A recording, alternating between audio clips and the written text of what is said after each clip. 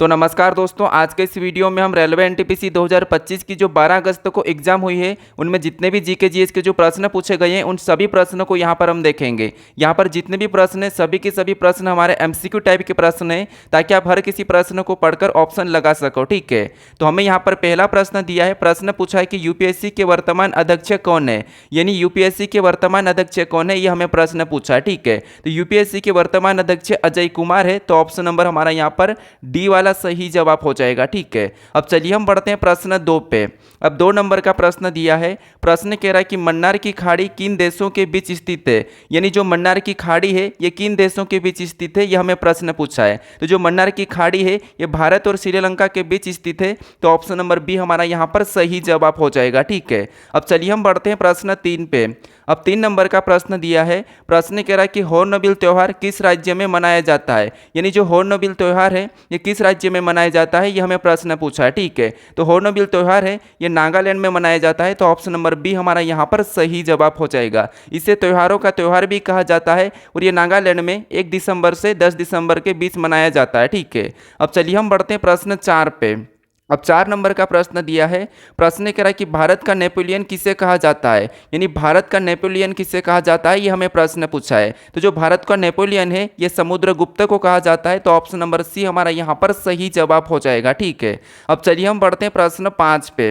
अब 5 नंबर का प्रश्न दिया है। प्रश्न पूछा है कि किस द्वीप का नाम सुभाष चंद्र बोस के नाम पर रखा गया है, यानी किस द्वीप का नाम सुभाष चंद्र बोस के नाम से रखा गया है, तो ये रोज द्वीप का नाम रखा गया है, तो ऑप्शन नंबर हमारा यहाँ पर डी वाला सही जवाब हो जाएगा। ठीक है, तो सुभाष चंद्र बोस के नाम पर किस द्वीप का नाम रखा गया है, तो वो रोज द्वीप का नाम रखा गया है। ठीक है, अब चलिए हम बढ़ते हैं प्रश्न 6 पे। अब 6 नंबर का प्रश्न दिया है। प्रश्न पूछा कि रानी की वाव किस नदी के किनारे स्थित है। ठीक है, रानी की वाव किस नदी के किनारे स्थित है, ये हमें प्रश्न पूछा है। बाकी अगर आपको इस क्लास का पीडीएफ चाहिए तो मैं टेलीग्राम का लिंक डिस्क्रिप्शन में दे रखा हूं, तो वहां से आप डाउनलोड कर सकते हो। ठीक है, अगर आप इस चैनल पर नए हो तो आप चैनल को जरूर सब्सक्राइब कर लीजिए और वीडियो को भी आप जरूर लाइक कर दीजिएगा। ठीक है, और मैंने जो पीछे अभी हॉर्नबिल त्यौहार बताया था वो त्योहारों का त्योहार कहलाता है और वो 1 दिसंबर से 10 दिसंबर तक मनाया जाता है। ठीक है, उसके बीच नहीं, बस 1 दिसंबर से 10 दिसंबर तक मनाया जाता है। तो रानी की वाव किस नदी के किनारे स्थित है, तो ये सरस्वती नदी के किनारे स्थित है, तो ऑप्शन नंबर ए हमारा यहाँ पर सही जवाब हो जाएगा। ठीक है, अब चलिए हम बढ़ते हैं प्रश्न 7 पे। अब 7 नंबर का प्रश्न दिया है। प्रश्न पूछा है कि कठपुतली नृत्य किस राज्य में किया जाता है, यानी जो कठपुतली नृत्य है ये किस राज्य में किया जाता है, ये हमें प्रश्न पूछा है। ठीक है, अब मैं यहाँ पर इतना फास्ट है इसीलिए करवा रहा हूँ कि आपको बस जीके को पढ़कर फटाफट ऑप्शन लगाना चाहिए। और यहाँ पर मैंने कहा आपको कि अपनी ओर से भी प्रश्न को पढ़कर ऑप्शन लगाइए, तो आप जरूर सोचिए कि कौन सा ऑप्शन सही हो सकता है। ठीक है, भले गलत भी होगा लेकिन आपको ऑप्शन लगाने की आदत होगी। ठीक है, तो जो कठपुतली नृत्य है ये राजस्थान में मनाया जाता है, तो ऑप्शन नंबर हमारा यहाँ पर बी वाला सही जवाब हो जाएगा। ठीक है, कठपुतली नृत्य किस राज्य में किया जाता है, तो ये राजस्थान में किया जाता है। राजस्थान में आपको और भी पता होगा कालबेलिया वगैरह। अब चलिए हम बढ़ते हैं प्रश्न 8 पे। अब 8 नंबर का प्रश्न दिया है। प्रश्न पूछा कि 5 नवंबर को कौन सा सिख पर्व मनाया जाता है, यानी 5 नवंबर को कौन सा सिख पर्व मनाया जाता है, ये हमें प्रश्न पूछा है। तो 5 नवंबर को कौन सा सिख पर्व मनाया जाता है, तो वो गुरु नानक जयंती मनाई जाती है, तो ऑप्शन नंबर बी वाला हमारा यहाँ पर सही जवाब हो जाएगा। ठीक है, अब चलिए हम बढ़ते हैं प्रश्न 9 पे। अब 9 नंबर का प्रश्न दिया है। प्रश्न पूछा कि रेलवे का विकास किस सदी में हुआ था, यानी जो रेलवे है इसका विकास किस सदी में हुआ था, ये प्रश्न पूछा था। तो जो रेलवे का विकास है ये 19वीं सदी में हुआ था, तो ऑप्शन नंबर बी हमारा इस प्रश्न का सही जवाब हो जाएगा। ठीक है, अब चलिए हम बढ़ते हैं प्रश्न 10 पे।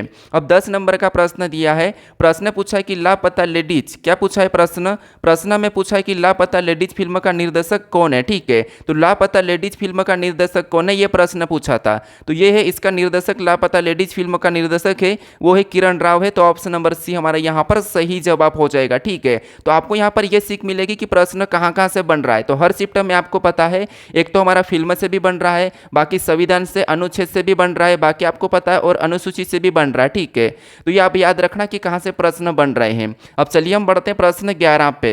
अब 11 नंबर का प्रश्न दिया है। प्रश्न पूछा कि हड़प्पा वासियों द्वारा उगाई गई पहली फसल कौन सी थी, यानी हड़प्पा वासियों द्वारा उगाई गई पहली फसल कौन सी थी, यह हमें प्रश्न पूछ रहा है। तो जो हड़प्पा वासियों द्वारा उगाई गई पहली फसल है वो है गेहूं है, तो ऑप्शन नंबर ए हमारा इस प्रश्न का सही जवाब हो जाएगा। ठीक है, अगर आपको ऑप्शन में कभी गेहूं नहीं मिले तो आप जो भी लगा सकते हो। ठीक है, तो जो हड़प्पा द्वारा उगाई गई पहली फसल कौन सी हो जाएगी? गेहूं और जौ हो जाएगी। ठीक है, अब चलिए हम बढ़ते हैं प्रश्न 12 पे। अब 12 नंबर का प्रश्न दिया है, प्रश्न पूछा कि कीर्ति योजना कब शुरू हुई थी, यानी कीर्ति योजना कब शुरू हुई थी यह प्रश्न पूछा है। तो ये 2024 में ही शुरू हुई थी, हमें ऑप्शन नंबर 2 दी है। तो ये कब शुरू हुई? तो ये कीर्ति योजना मार्च 2024 में शुरू हुई थी। तो ऑप्शन नंबर हमारे यहाँ पर बी वाला सही जवाब हो जाएगा। अगर आपको इसकी डेट भी पता होगी तो आप मुझे कमेंट करके बता दीजिए। ठीक है, अब चलिए हम बढ़ते हैं प्रश्न 13 पे। अब 13 नंबर का प्रश्न दिया है, प्रश्न पूछा है कि भारत का कौन सा राज्य सर्वाधिक वन क्षेत्र वाला राज्य है। यानी यहाँ पर प्रश्न ये पूछ रहा है कि भारत का कौन सा राज्य सर्वाधिक वन क्षेत्र वाला राज्य, ये यहाँ पर हमें क्षेत्र का पूछा है। ठीक है, तो सर्वाधिक वन क्षेत्र वाला राज्य कौन सा है? तो वो है मध्य प्रदेश से। तो ऑप्शन नंबर सी हमारा इस प्रश्न का सही जवाब हो जाएगा। अब चलिए हम बढ़ते हैं प्रश्न 14 पे। अब 14 नंबर का प्रश्न दिया है, प्रश्न पूछा है कि 1971 में जब इंदिरा गांधी चुनाव जीती थी तो उन्होंने कौन सा महत्वपूर्ण कदम उठाया था। यानी 1971 में जब इंदिरा गांधी चुनाव जीती थी तब उन्होंने कौन सा महत्वपूर्ण कदम उठाया था, यह हमें प्रश्न पूछा है। ठीक है, तो इसने उठाया था पृथ्वी पर की समाप्ति उठाया था। तो ऑप्शन नंबर बी हमारा यहाँ पर सही जवाब हो जाएगा। अगर आपको देखिए, अगर इंदिरा गांधी के संबंधित अगर आपको प्रश्न को और भी पढ़ना है तो आप इमरजेंसी मूवी देख लीजिए, आपको वहां पर पूरी तरह से देखने को मिलेगा कि कब क्या हुआ था। ठीक है, तो इमरजेंसी मूवी को आप जरूर एक बार देख लीजिए। अब चलिए हम बढ़ते हैं प्रश्न 15 पे। अब 15 नंबर का प्रश्न दिया है, प्रश्न पूछा कि बेकिंग सोडा का रासायनिक सूत्र का नाम क्या है, यानी कि रासायनिक नाम क्या है। ठीक है, तो बेकिंग सोडा का रासायनिक नाम क्या है? तो आपको पता होगा सोडियम बाइकार्बोनेट। क्या है? Sodium bicarbonate. ठीक है, जैसे ये जो बेकिंग सोडा ये किचन में यूज किया जाता है और किचन में कौन काम करता है? तो बाई काम करती है, तो हम क्या करते हैं? बाइकार्बोनेट बताते हैं, ये ट्रिक है। ठीक है, तो ऑप्शन नंबर हमारा यहाँ पर ए वाला सही जवाब हो जाएगा। अब चलिए हम बढ़ते हैं प्रश्न 16 पे। अब 16 नंबर का प्रश्न दिया है, अब प्रश्न पूछा है कि कौन सा देश भारत की स्थलीय सीमा से नहीं जुड़ा है, यानी भारत की स्थलीय सीमा से कौन सा देश नहीं जुड़ा है, यह हमें प्रश्न पूछ रहा है। तो ऑप्शन में दिया है भूटान, नेपाल, अफगानिस्तान, श्रीलंका। तो भारत की स्थलीय सीमा से कौन सा नहीं जुड़ा है? तो ऑप्शन नंबर हमारा यहाँ पर श्रीलंका, डी वाला सही जवाब हो जाएगा, श्रीलंका नहीं जुड़ा है। ठीक है, अब चलिए हम बढ़ते हैं प्रश्न 17 पे। अब मुझे लास्ट में ये भी बताना कि आप इन प्रश्नों में से कितने प्रश्न का सही जवाब दे पाए हो। ठीक है, तो प्रश्न हमें 17 दिया है, प्रश्न पूछ रहा है कि डेंगू बुखार को रोकने के लिए कौन सी वैक्सीन का प्रयोग किया जाता है, यानी डेंगू बुखार को रोकने के लिए कौन सी वैक्सीन का प्रयोग किया जाता है, यह हमें प्रश्न पूछ रहा है। तो डेंगू बुखार को रोकने के लिए क्यूडेंगा का किया जाता है। तो ऑप्शन नंबर हमारे यहाँ पर सी वाला सही जवाब हो जाएगा। ठीक है, कौन सी वैक्सीन? क्यूडेंगा। यानी अगर आपको मिले तो TAK-003 भी आपको ऑप्शन में मिल सकता है। ठीक है, तो ऑप्शन नंबर सी हमारा इस प्रश्न का सही जवाब होगा। अब चलिए हम बढ़ते हैं प्रश्न 18 पे। अब 18 नंबर का प्रश्न दिया है, प्रश्न पूछा है कि एंजियोस्पर्म पौधे में यौन प्रजनन के लिए कौन सा अंग शामिल होता है, यानी जो एंजियोस्पर्म पौधे हैं उनमें यौन प्रजनन के लिए कौन सा अंग शामिल होता है, ये हमें प्रश्न पूछा है। तो आपने यहाँ पर देखा होगा एंजियोस्पर्म जो पौधा है वो यौन प्रजनन के लिए कौन सा अंग शामिल होता है उसमें? तो उसमें होता है पुष्प। पुष्प यानी आप कहोगे तो फूल। ठीक है, तो पुष्प ऑप्शन में देखेंगे तो ऑप्शन नंबर सी में दिया है। तो ऑप्शन नंबर सी हमारा इस प्रश्न का सही जवाब हो जाएगा। अब चलिए हम बढ़ते हैं प्रश्न 19 पे।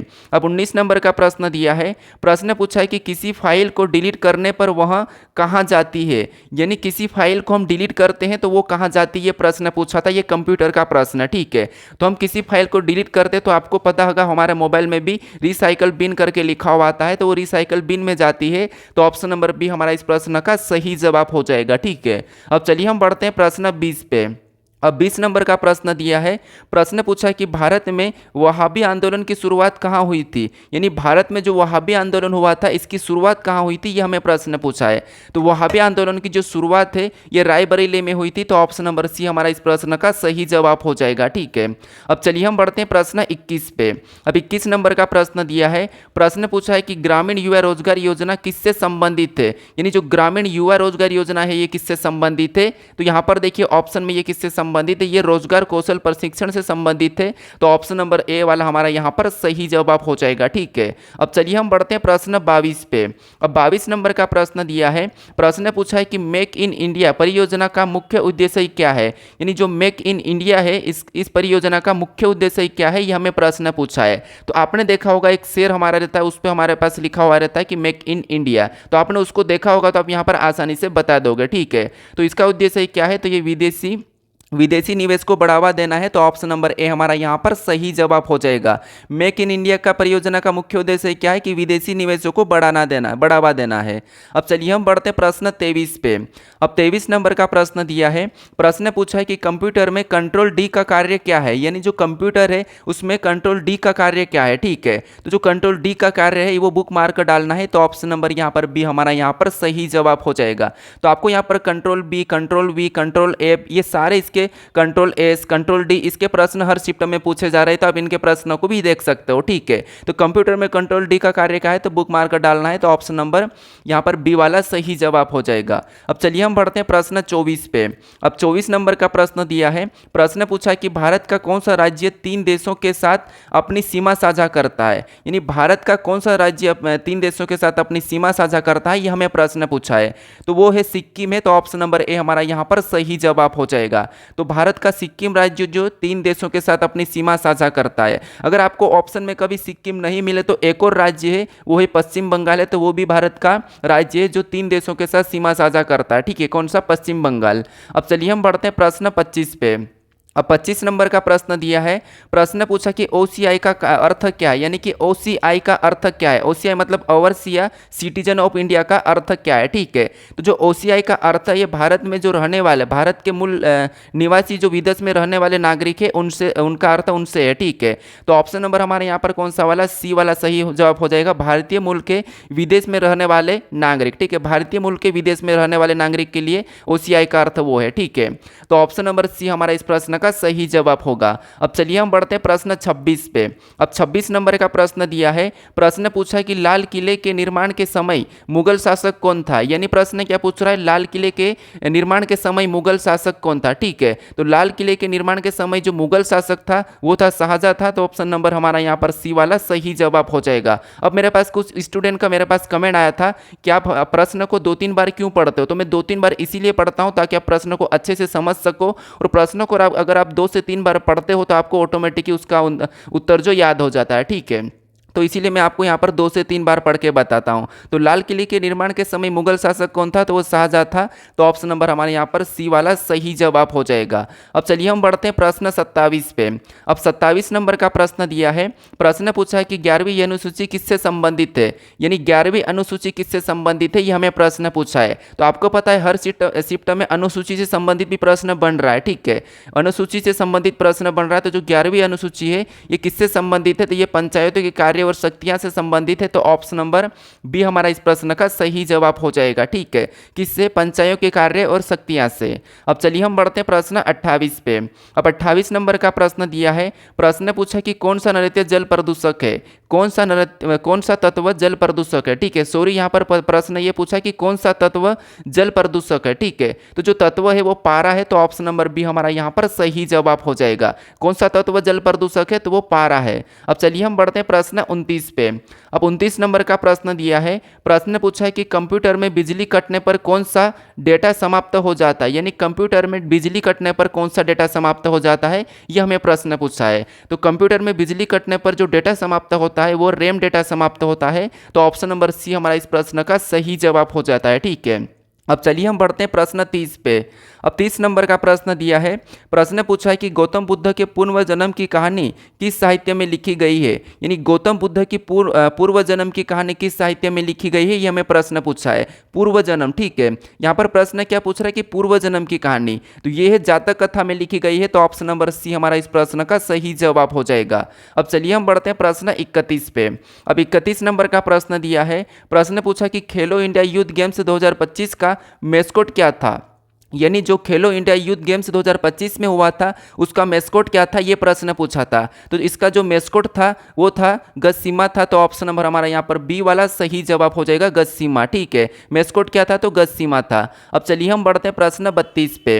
अब 32 नंबर का प्रश्न दिया है, प्रश्न पूछा कि 2025 में भारत का HDI स्कोर क्या रहा, यानी 2025 में भारत का HDI स्कोर क्या रहा, ये हमें प्रश्न पूछा है। ठीक है, अगर आप देखिए, अगर आप वीडियो में देखिए, आप अगर प्रश्न को पढ़कर ऑप्शन नहीं नहीं भी सोच रहे हो, अगर आप सुनोगे तब भी आपको यहाँ पर याद हो जाएगा, क्योंकि आपको मैं यहाँ पर 2 से 3 बार प्रश्न को पढ़कर बता रहा हूँ, फिर उसके बाद मैं आपको आंसर बता रहा हूँ, तो उससे आपको आसानी से सुनने से ही हो जाएगा यार, ठीक है। तो 2025 में भारत का एचडीआई स्कोर कितना रहा, तो वो 0.685 रहा है, तो ऑप्शन नंबर हमारा यहाँ पर बी वाला सही जवाब हो जाएगा। तो भारत का स्थान देशों में कितना था, तो वो था हमारा 130 था। कौन सा था, 130वां स्थान था। तो यहाँ पर हमारे पास एचडीआई स्कोर रहा, ये कितना रहा, तो 0.685 रहा। और कौन सा स्थान था, तो ये 130वां स्थान था, ठीक है। अब चलिए हम बढ़ते हैं प्रश्न 33 पे। अब 33 नंबर का प्रश्न दिया है। प्रश्न पूछा कि कौन सी योजना ग्रामीण युवाओं को रोजगार कौशल प्रशिक्षण प्रदान करती है, यानी कौन सी योजना जो ग्रामीण युवाओं को रोजगार कौशल प्रशिक्षण प्रदान करती है, ठीक है। तो आपको यहाँ पर ऑप्शन में दिया है प्रधानमंत्री ग्राम सड़क योजना, ये तो होगा ही नहीं, ठीक है। आपको ऑप्शन भी एलिमिनेट करना चाहिए। मनरेगा भी नहीं होगा, ये मजदूर के लिए होता है। प्रधानमंत्री जनधन योजना ये भी नहीं होगा, ठीक है। तो यहाँ पर ऑप्शन नंबर हमारा यहाँ पर बी वाला सही जवाब हो जाएगा, दीनदयाल उपाध्याय ग्रामीण कौशल योजना, ठीक है। तो ऑप्शन नंबर बी हमारा यहाँ पर सही जवाब होगा। अब चलिए हम बढ़ते हैं प्रश्न 34 पे। अब 34 नंबर का प्रश्न दिया है। प्रश्न पूछा कि इम्पल्स क्या है, यानी कि आवेग क्या है, ठीक है। तो इम्पल्स क्या है, तो इम्पल्स हमारा बल और समय का गुणनफल है। इम्पल्स क्या है, तो इम्पल्स बल और समय का गुणनफल है। तो ऑप्शन नंबर बी हमारा इस प्रश्न का सही जवाब हो जाएगा, ठीक है। तो आपको पूछेगा कि आवेग क्या है, तो आप बताना बल और समय का गुणनफल है। इम्पल्स या आवेग एक ही है, ठीक है। अब चलिए हम बढ़ते हैं प्रश्न 35 पे। अब 35 नंबर का प्रश्न दिया है। प्रश्न पूछा कि कंप्यूटर में कर्सर को पॉइंट करने के लिए किस उपकरण का उपयोग किया जाता है, यानी कंप्यूटर में जो कर्सर होता है उसको पॉइंट करने के लिए किस उपकरण का उपयोग किया जाता है, यह हमें प्रश्न पूछा है। तो जो कंप्यूटर में कर्सर को पॉइंट करने के लिए माउस का उपयोग किया जाता है, माउस का, तो ऑप्शन नंबर बी हमारा यहाँ पर सही जवाब हो जाएगा, ठीक है। अब चलिए हम बढ़ते हैं प्रश्न 36 पे। अब 36 नंबर का प्रश्न दिया है। प्रश्न पूछा है कि 1951 में भारतीय रिजर्व बैंक यानी कि आरबीआई ने कौन से मौद्रिक उपकरण लागू किए गए, ठीक है। यानी कि 1951 में भारतीय रिजर्व बैंक यानी कि आरबीआई ने कौन से मौद्रिक उपकरण लागू किए गए, ठीक है। तो ये है रेपो दर एवं रिवर्स रेपो दर किए गए हैं। तो ऑप्शन नंबर हमारा यहाँ पर ए वाला सही जवाब हो जाएगा। अब देखिए कुछ चैनल पर मैंने देखा कुछ टीचर ये बता रहे थे कि जो टेरिफ है, टेरिफ बता रहे थे, तो टेरिफ नहीं है, यहाँ पर रेपो दर एवं रिवर्स रेपो दर है। तो ऑप्शन नंबर हमारा यहाँ पर ए वाला सही जवाब हो जाएगा, ठीक है। अब चलिए हम बढ़ते हैं प्रश्न 37 पे। अब 37 नंबर का प्रश्न दिया है। प्रश्न पूछा कि 1856 का अधिनियम किस सुधार से संबंधित है, यानी जो 1856 का अधिनियम था वो किस सुधार से संबंधित है, ये हमें प्रश्न पूछा है। तो ये विधवा पूर्ण विवाह से संबंधित है। तो ऑप्शन नंबर बी हमारा इस प्रश्न का सही जवाब हो जाएगा, विधवा पूर्ण विवाह, ठीक है। अब चलिए हम बढ़ते हैं प्रश्न 38 पे। अब 38 नंबर का प्रश्न दिया है। प्रश्न हमें पूछा है कि भारतीय संविधान का अनुच्छेद 323B किससे संबंधित है, ये अनुच्छेद का प्रश्न। मैंने बताया था आपको संविधान के अंतर्गत जो अनुच्छेद है उनके लिए भी यानी कि वहां से भी प्रश्न आपको पूछे जा रहे हैं, ठीक है। तो भारतीय संविधान का अनुच्छेद 323B किससे संबंधित है, तो ये हमारा किससे संबंधित है, तो ये न्यायाधिकरण से संबंधित है। तो ऑप्शन नंबर बी हमारा इस प्रश्न का सही जवाब हो जाएगा। अब चलिए हम बढ़ते हैं प्रश्न 39 पे। अब 39 नंबर का प्रश्न दिया है। प्रश्न पूछा है कि भारतीय संविधान के अंतर्गत अनुच्छेद 6 क्या है, यानी भारतीय संविधान के अंतर्गत अनुच्छेद 6 क्या है, यह प्रश्न पूछा है। तो जो अनुच्छेद 6 है ये नागरिकता का अधिकरण है। तो ऑप्शन नंबर हमारा यहाँ पर ए वाला सही जवाब हो जाएगा। क्या है, नागरिकता का अधिकरण है। अब चलिए हम बढ़ते हैं प्रश्न 40 पे। अब 40 नंबर का प्रश्न पूछा है। प्रश्न पूछा है कि पानीपत के प्रथम युद्ध में इब्राहिम लोदी को किसने हराया था, यानी पानीपत के प्रथम युद्ध में इब्राहिम लोदी को किसने हराया था, यह हमें प्रश्न पूछा है। तो इसे बाबर ने हराया था। तो ऑप्शन नंबर हमारा यहाँ पर बी वाला सही जवाब हो जाएगा, ठीक है। बाकी आप इस चैनल को नहीं सब्सक्राइब करा अभी तक, तो आप इस चैनल को सब्सक्राइब कर लीजिए, ठीक है। क्योंकि मैं आपको यहाँ पर जो एनालिसिस करवा रहा हूँ वो बिल्कुल आपको किस फॉर्म में करवा रहा हूँ, तो मैं आपको यहाँ पर जो करवा रहा हूँ वो MCQ टाइप में करवा रहा हूँ। MCQ में इसीलिए करवा रहा हूं ताकि आप अपनी ओर से भी ऑप्शन लगा सको, ठीक है। अब ऑप्शन लगाने का मतलब ये है कि यही वाले प्रश्न तो नहीं आएंगे, लेकिन आपकी जो तैयारी है वो आपको यहाँ पर बताएगी कि आपकी तैयारी कैसी है, ठीक है। तो ये रहे हमारे 12 अगस्त को पूछे गए हमारे टॉप 40 प्रश्न जो एक्यूरेट है। तो ये आपके लिए प्रश्न थे, ठीक है। तो इसीलिए मैं आपको यहाँ पर जो भी प्रश्न ला रहा हूँ वो MCQ टाइप में ला रहा हूँ, ठीक है। तो आप चैनल को सब्सक्राइब कर लीजिए, वीडियो को लाइक कर दीजिए और आप हाइप भी कर दीजिएगा, ठीक है। तो चलिए हम मिलते हैं आप नेक्स्ट वीडियो में।